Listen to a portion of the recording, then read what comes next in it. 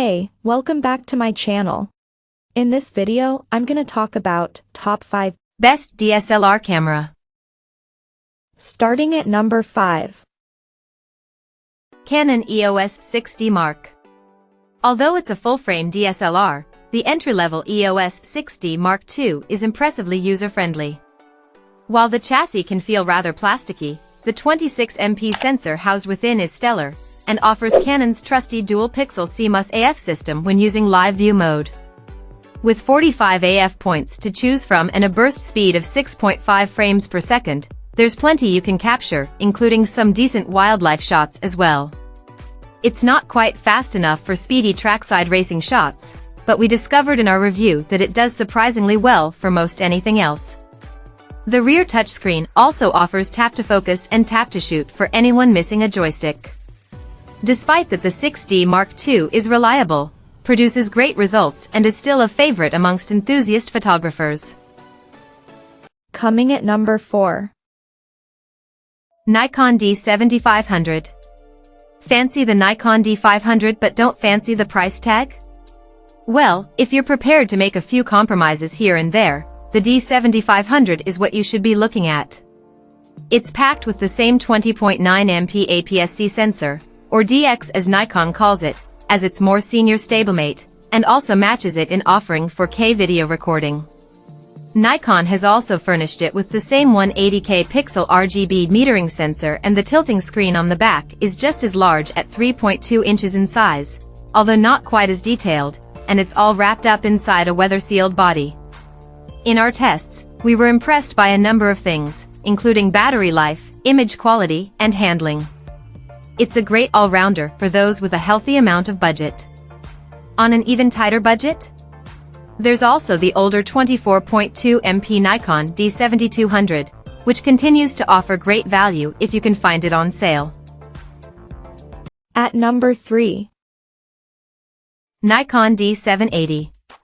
The D780 is effectively a hybrid of a full-frame DSLR and a mirrorless camera like the original Nikon Z6. And while it's still relatively expensive, the D780's slight price drop since it landed in 2020 means it's now our top pick for anyone who wants to combine the benefits of mirrorless tech and DSLRs. Building on the solid foundation laid by the D750, see number 8, the D780 uses the same 273-point on-sensor phase detection AF system as the Z6, allowing it to focus rapidly when you're shooting via live view. If you prefer to frame through its optical viewfinder, you'll be able to make the most of its impressive 2,260-shot battery life. Our review revealed that the D780's image quality is among the best around, while its 4K video skills are boosted by the inclusion of modern features like face and eye detection. As one of the latest DSLR, it's still quite pricey, but if that isn't an issue for you, then the D780 is one of the best full-frame all-rounders you can buy. Number 2 of my list. Canon EOS 90D. The EOS 90D is quite the step forward for the EOS DSLR line. It's the first model of its kind to sport a 32.5MP APS-C sensor, which is a generous amount of pixels for both cropping and producing large prints. Unlike the earlier 80D, it also offers uncropped 4K video recording, while a new processing engine and faster burst shooting are also highlights.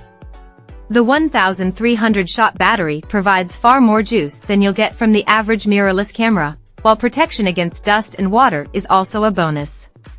In our review, we were impressed by the versatility of the 90D. It's an excellent all-rounder for those who like to photograph a broad range of different subjects. It's worth weighing up whether the benefits of a mirrorless alternative to the EOS 90D, like the Canon EOS M6 Mark II, might appeal to you.